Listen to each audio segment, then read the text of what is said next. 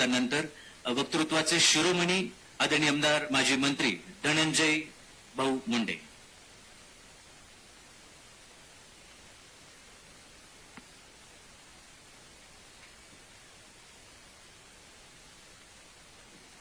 सर्वप्रथम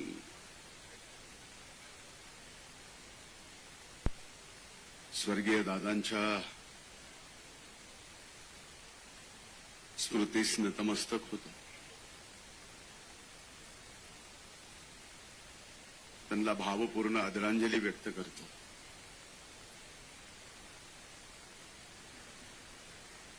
आणि ज्यांनी दादांना घडवलं आणि या महाराष्ट्राला आणि देशाला दिलं त्या इथं उपस्थित सर्व बारामतीकर बंधू भगिनींनाही मी विनम्र वंदन करतो. बारामती विधानसभेची पोटनिवडणूक लागावी, त्या पोटनिवडणुकीत आदरणीय वहिनींनी महायुतीचे उमेदवार म्हणून उभं राहावं, अर्ज भरण्यासाठी दादा नसताना आम्ही सर्वांनी यावं आणि तुम्ही उघड्या डोळ्यांनी ते सगळं बघावं असा विचार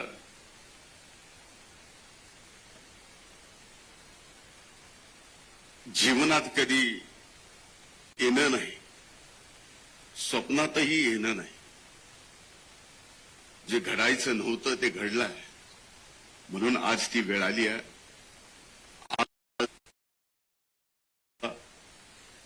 या पोटनिवडणुकीत आपण उमेदवारी अर्ज दाखल करतोय. व्यासपीठावर उपस्थित आदरणीय तटकरे साहेब, आदरणीय प्रफुल्लभाई, सर्व आदरणीय मंत्री, राष्ट्रवादी काँग्रेस मित्र पक्षाचे आणि ज्यांनी पाठिंबा दिला अशा सर्व संघटनेचे सन्माननीय नेते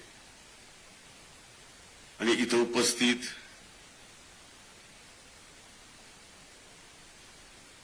बारामतीतील मतदार बंधू भगिनींनो आणि दादांच्या जिवलग सहकारी बंधू भगिनींनो,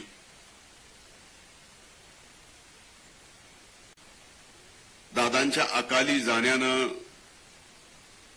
या बारामतीच्या मातीचं नुकसान तर झालंच, न भरून येणारं नुकसान. पण ते फक्त बारामतीच्या मातीचं नाही तर महाराष्ट्राच्या मातीचं नुकसान एवढं भयंकर झालंय की ते सुद्धा भरून येणार आहे.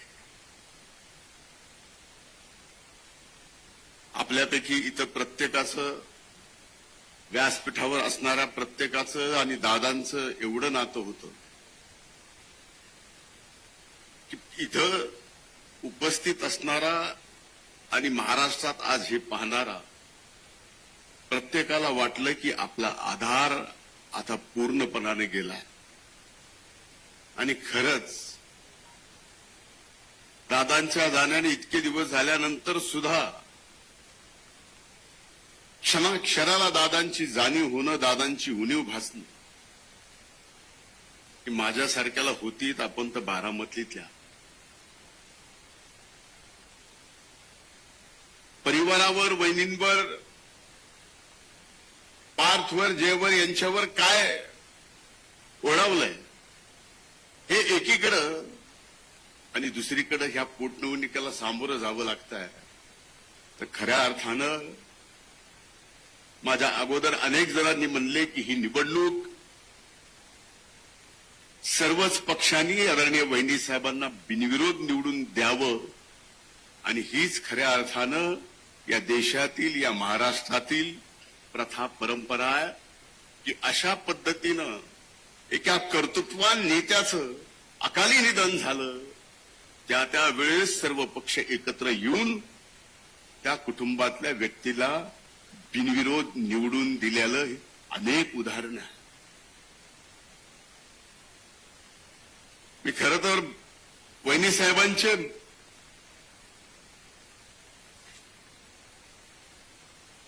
आभार मानतो की दादा गेल्यानंतर कसं, तर सर्वाधिक दुःख ज्याला आहे त्यांनी दुःख आपलं बाजूला सारलं आणि हा पूर्ण राष्ट्रवादी काँग्रेस पक्षाचा परिवार माझ्या दुःखापेक्षा मोठा आहे. मला त्या परिवाराच्या दुःखात या परिवाराला बाहेर काढलं पाहिजे, ही जबाबदारी आपल्यासाठी वहिनी साहेबांनी घेतलेली आहे. आता ती जबाबदारी खऱ्या अर्थानं आपल्यावर आहे. आपण दादांवर किती प्रेम केलं, किती प्रेम आहे, आपण शेवटच्या श्वासापर्यंत राहील. पण अशा कठीण प्रसंगामध्ये ज्यावेळेस आपलं दुःख सारून वहिनी साहेब आपल्यासाठी आपल्या पाठीमागं त्या दुःखात उभ्या राहतात, हे फार क्वचितच जमतं. आज वहिनी साहेब महाराष्ट्राच्या उपमुख्यमंत्री आहेत.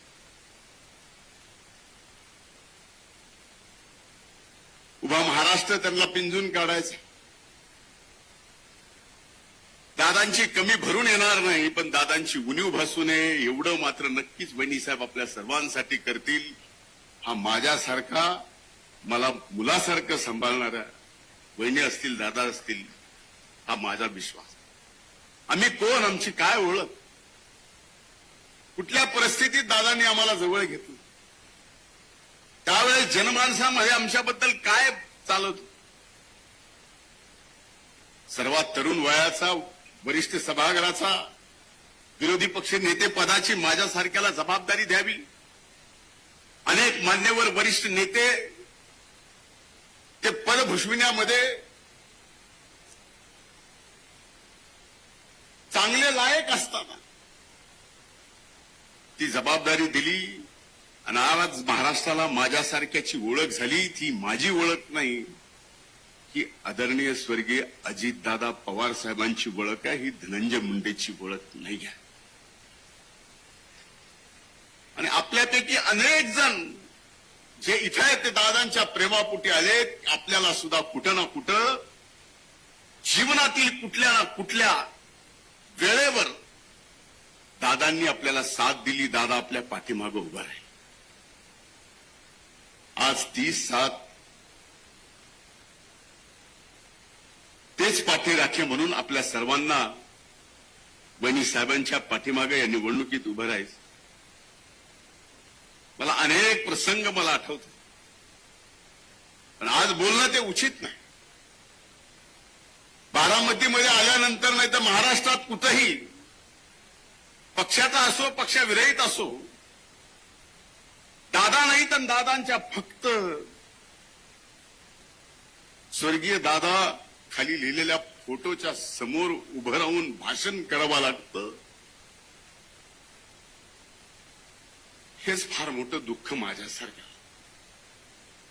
आपल्यालाही असं प्रत्येकाच्या भावना ह्या, यातून बाहेर पडावं लागेल हे खरं आहे.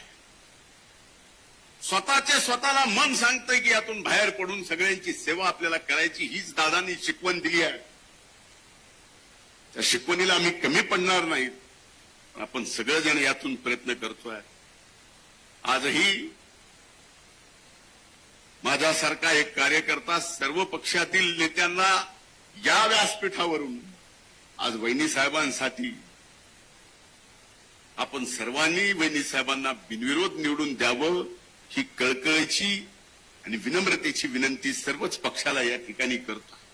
अनेक मान्यवरांनी ती केली आहे आणि मला खात्री आहे की महाराष्ट्राची ती परंपरा अशा अतिप्रसंगातून निर्माण झालेली, त्यात या परंपरेला कधीही तेढ जाणार नाही. आणि आपल्या वहिनीसाहेब बिनविरोध येतील, मतदान करायची आपल्यावर वेळ येणार नाही, हीच प्रार्थना प्रभू वैद्यनाथाच्या चरणी या ठिकाणी करतो. पुन्हा एकदा दादांच्या चरणी नतमस्तक होतो. खूप खूप धन्यवाद. जय हिंद, जय महाराष्ट्र, जय राष्ट्र. धन्यवाद भाऊ. ही निवडणूक आनंदाची नाही तर ही निवडणूक जबाबदारीची आहे आणि हे शिवधनुष्य आदरणीय